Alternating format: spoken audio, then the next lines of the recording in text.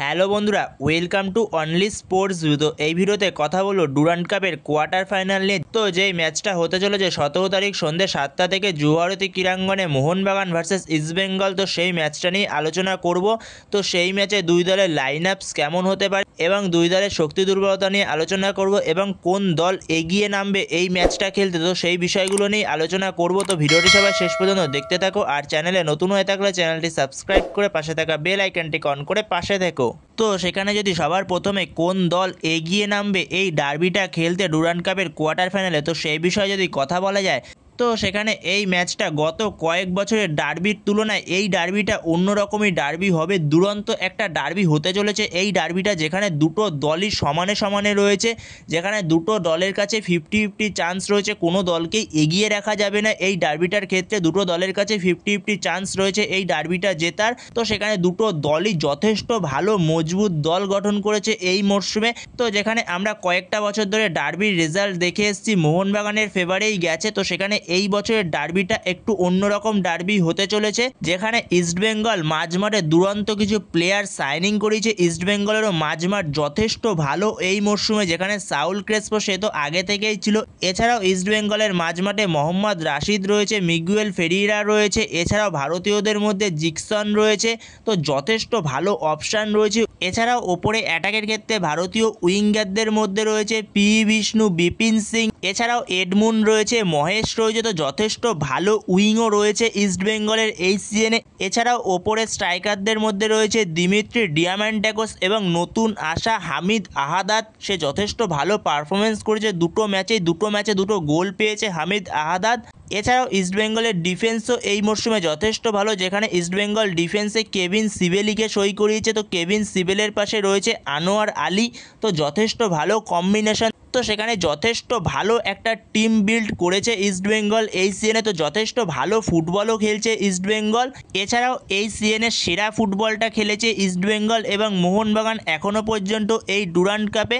তো সেখানে ইস্টবেঙ্গলের শক্তি দুর্বলতা বলতে ইস্টবেঙ্গলের মাঝমাঠ এই মরশুমে যথেষ্ট ভালো একটা মাঝমাঠ। তো যেখানে ইস্টবেঙ্গলের মাঝমাঠে সাউল ক্রেসপো রয়েছে, সাউল ক্রেসপোর পাশে রয়েছে মোহাম্মদ রাশিদ। এছাড়াও একটু অ্যাডভান্স রোলে সেন্টার মিডফিল্ডার রোলে সেখানে খেলছে মিগুয়েল ফেরিরা। তো যথেষ্ট ভালো মাঝমাঠ ইস্টবেঙ্গলের এই মরশুমে। এছাড়াও ভারতীয়দের মধ্যে জিকসন রয়েছে, তো জিকসনকেও খেলাচ্ছে। তো সেরা একটা মাঝমাঠ ইস্টবেঙ্গলের এই মরশুমে। এছাড়াও অ্যাটাকের ক্ষেত্রে হামিদ আহাদাদ সে যথেষ্ট ভালো পারফরমেন্স করেছে দুটো ম্যাচ জুড়েই। এছাড়া দুটো উইংও যথেষ্ট ভালো লাগছে ইস্টবেঙ্গলের, যেখানে লেফট উইং থেকে বিপিন খেলছে এবং রাইট উইং থেকে কোনো সময় মহেশ এবং কোনো সময় এডমুন্ড খেলছে। তো যথেষ্ট ভালো লাগছে ইস্টবেঙ্গলের এই টিমটা। তো সেখানে সেরকম কোনো দুর্বলতা নেই। তো যথেষ্ট ভালো একটা টিম এই মরশুমে ইস্টবেঙ্গলের। তো এর পাশাপাশি যদি মোহনবাগানকে নিয়ে কথা বলা যায়, তো মোহনবাগানের টিমটাও যথেষ্ট ভালো মজবুত একটা টিম। তো যেখানে মোহনবাগানেরও মাঝমাঠ ডিফেন্স অ্যাটাকিং যথেষ্ট ভালো। তো যেখানে মোহনবাগানেরও ডিফেন্সে রয়েছে আলবার্তো রড্রিগেজ, টম অ্যালডেট। এছাড়াও এই মরশুমে নতুন সাইনিং করেছে অভিষেক টাকচাম সিংকে। এছাড়াও রাইট ব্যাকে রয়েছে আশিস রায়। তো সেখানে যথেষ্ট ভালো একটা ডিফেন্স মোহনবাগানের এই মরশুমে। তো সেখানে টম অ্যালডেট তার একটু ডার্বির আগে সে একটু সমস্যায় রয়েছে। টম অ্যালডেট তার একটু হালকা চোট রয়েছে, তো সে খেলবে কি না ডার্বিতে, তো সে বিষয়ে পরবর্তী সময় মলিনা সিদ্ধান্ত নেবে। এছাড়াও মোহনবাগানের মাঝমাঠের কথা বললে মোহনবাগানের মাঝমাঠে অনিরুদ্ধ থাপা এবং আপুইয়া যথেষ্ট ভালো খেলছে এই মরশুমে। অনিরুদ্ধ থাপা অনবদ্য খেলছে। এছাড়াও মোহনবাগানের এই মরশুমে যেই জায়গাটা নিয়ে মোহনবাগান একটু সমস্যায় ছিল, মানে অ্যাটাকিং মিডফিল্ডার নম্বর 10 রোলে কে খেলবে। তো সেখানে নম্বর 10 রোলে মোহনবাগানের কাছে খেলার মতো রয়েছে সাহাল আব্দুল সামাদ। তো সাহাল আব্দুল সামাদ যথেষ্ট ভালো পারফরমেন্স করছে এই মরশুমে এখনও পর্যন্ত। তো যেখানে সাহাল আব্দুল সামাদ দুটো ম্যাচেই দুরন্ত ফুটবল খেলেছে এখনও পর্যন্ত, অনবদ্য ফুটবল খেলছিল সাহাল আব্দুল সামাদ। এছাড়াও উইংয়ের ক্ষেত্রে লিস্টান কোলাসো লেফট উইং থেকে অনবদ্য ফুটবল খেলছে। এছাড়াও আগের ম্যাচে জেমি ম্যাকলারেন, জেসন কামিন্স তারা দুজনেই গোল পেয়েছে বিদেশিদের মধ্যে। তো সেখানে জেসন কামিন্সের পারফরমেন্সও দুরন্ত রয়েছে, জেমি ম্যাকলারেনও ভালো টাচে রয়েছে। তো প্রথম ম্যাচ জাস্ট খেলেছে তাও গোল করেছে। তো যথেষ্ট ভালো টাচে রয়েছে। তো সেখানেই মোহনবাগানের একটু প্রবলেম রয়েছে শুধু রাইট উইংটায়। তো রাইট উইংয়ে কিয়ার নাসিরিও নেই এবং মানবীর সিংও নেই। তো সেই জায়গাটায় মোহনবাগান ট্রাই করবে পাসাংকে, যেখানে পাসাংকে আগের দিন মোহনবাগান খেলিয়েছিল।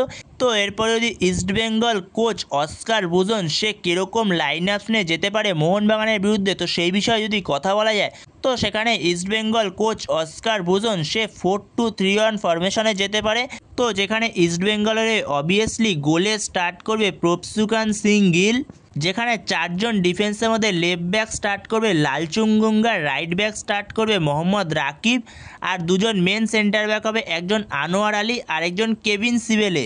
তো এটা হবে ইস্টবেঙ্গলের ডিফেন্স লাইন। তো এরপরে যদি মাঝমাঠ নিয়ে কথা বলা যায় তো মাঝমাঠে 2 জন স্টার্ট করবে, একজন হলো জিকসন স্টার্ট করবে, আরেকজন স্টার্ট করবে মোহাম্মদ রাশিদ জিকসনের পাশে। আর অ্যাজ এ অ্যাটাকিং মিডফিল্ডার বা সেন্টার মিডফিল্ডার রোলে স্টার্ট করবে সেই জায়গাটায় মিগুয়েল ফেরিরা, আর দুদিকের উইং থেকে স্টার্ট করবে লেফট উইং থেকে বিপিন সিং, আর রাইট উইং থেকে স্টার্ট করবে মহেশ, আর ওপরে একজন স্ট্রাইকার হবে সেক্ষেত্রে হামিদ আহাদাদ। তো হামিদ আহাদাদ দুরন্ত খেলেছে, দুটো ম্যাচে গোল পেয়েছে হামিদ আহাদাদ।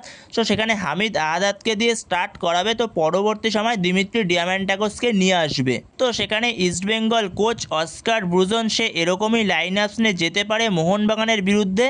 তো এরপরে যদি মোহনবাগান কোচ মলিনা সে কীরকম লাইন আপস নিয়ে যেতে পারে ইস্টবেঙ্গলের বিরুদ্ধে, তো সেই বিষয়ে যদি কথা বলা যায় তো সেখানে মোহনবাগান কোচ মলিনা সেও 4-2-3-1 ফরমেশনে যেতে পারে, যেখানে গোলে স্টার্ট করবে অবভিয়াসলি ভিশাল কাইত। তো যেখানে মোহনবাগান টিমে বেশ কিছু চোট আঘাতের সমস্যা রয়েছে, তো সেখানে ডিফেন্সের ক্ষেত্রে লেফট ব্যাকে স্টার্ট করবে অভিষেক টাকচাম সিং, আর রাইট ব্যাকে স্টার্ট করবে আশিস রায়, আর সেক্ষেত্রে 2 জন মেন সেন্টার ব্যাক হবে, একজন তো আলবার্তো রড্রিগেজ। তো আলবার্তো রড্রিগেজ সে পুরোপুরি ফিট হয়ে গেছে, তো সে অনুশীলন করছে।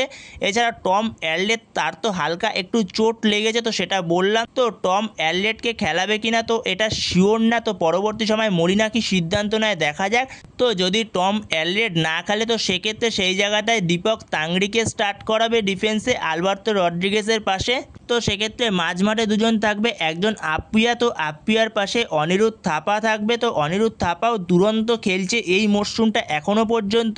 এছাড়া অ্যাজ এ অ্যাটাকিং মিডফিল্ডার নম্বর 10 রোলে খেলবে সাহাল আব্দুল সামাদ। তো সাহাল আব্দুল সামাদ এই মরশুমটা অনবদ্য ম্যাজিশিয়ান সাহাল আব্দুল সামাদ বলতে গেলে। তো পুরনো সেই সাহাল আব্দুল সামাদকে দেখা যাচ্ছে এই মরশুমে এখনও পর্যন্ত। তো দুরন্ত ফর্মে রয়েছে সাহাল আব্দুল সামাদ। তো সাহাল আব্দুল সামাদকে অ্যাটাকিং মিডফিল্ডে ইউজ করবে, আর দুদিকের উইং থেকে লেফট উইং থেকে লিস্টান কোলাসো, আর রাইট উইং থেকে মানবীর সিং এবং কিয়ান নাসরি কেউই যেহেতু নেই, তো সেখানে পাসাংকে আগের দিন স্টার্ট করেছিল, তো পাসাংকে স্টার্ট করাতে পারে। তো সেখানে আবার দিমিত্রি পেত্রাউসকেও যদি কোচ চায় মলিনা তো সেক্ষেত্রে ইউজ করতে পারে রাইট উইংয়ে, অথবা পাসাং স্টার্ট করবে।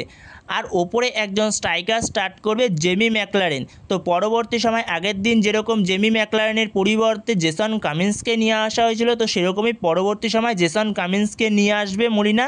তো এরকমই একটা লাইন আপস নিয়ে নামতে চলেছে মোহনবাগান কোচ মলিনা ডার্বিতে ইস্টবেঙ্গলের বিরুদ্ধে। তো বন্ধুরা তোমাদের এ বিষয়ে কি মতামত অবশ্যই কমেন্টে জানিও। তো ইস্টবেঙ্গল মোহনবাগান দুটো লাইন আপসে কি কোনো চেঞ্জ হতে পারে, তো এ বিষয়ে তোমাদের কোনো মতামত থাকলে অবশ্যই কমেন্ট বক্সে জানিও।